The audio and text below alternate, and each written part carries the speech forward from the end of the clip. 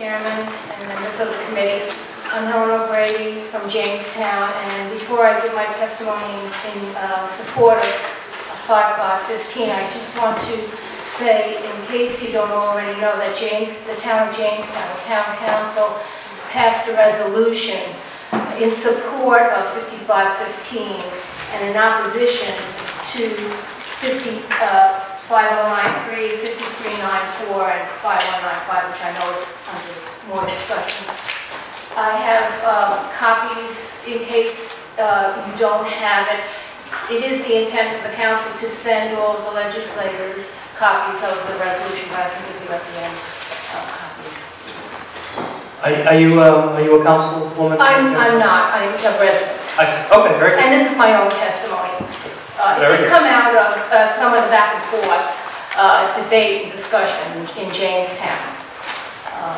I'll try to short-circuit some of what has already been said. Until we obtain comprehensive immigration reform in our country, H 5515 will ensure more humane, responsible, and just policies and procedures for local law enforcement agencies in responding to ICE detainers. Misinformation or lack of information about immigrants fuels the fires of fear and makes us all less safe.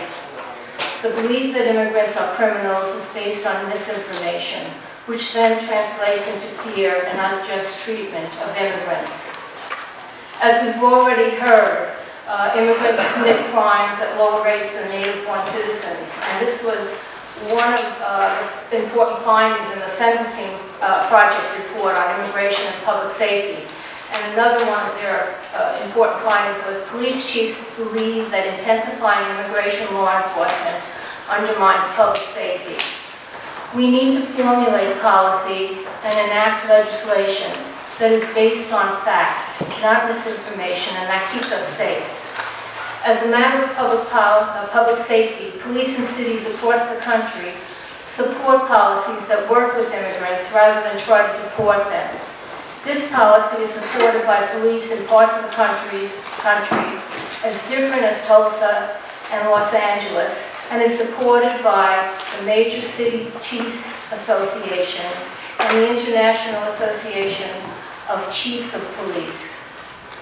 Our current president has falsely associated immigrants with criminal behavior and has reinstated the Secure Communities Program, which was a pilot program introduced in 2008 but was discontinued after American citizens were mistakenly detained and subsequently sued and won costly awards.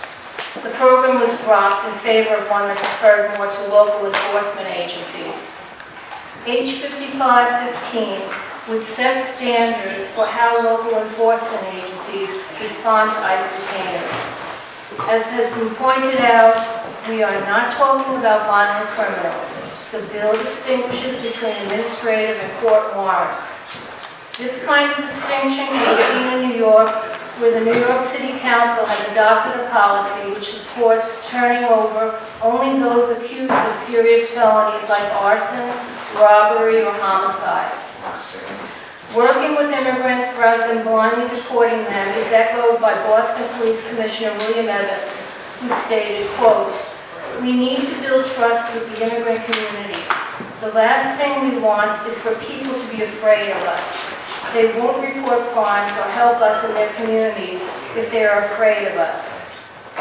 And finally, I just want to end by saying we've seen the heartbreaking incidents in which families are being torn apart and dreamers and others are being deported unjustly. H 5515 should become a state law because it would set humane and just standards for responding to ICE detainers and would make us all safer. Thank you.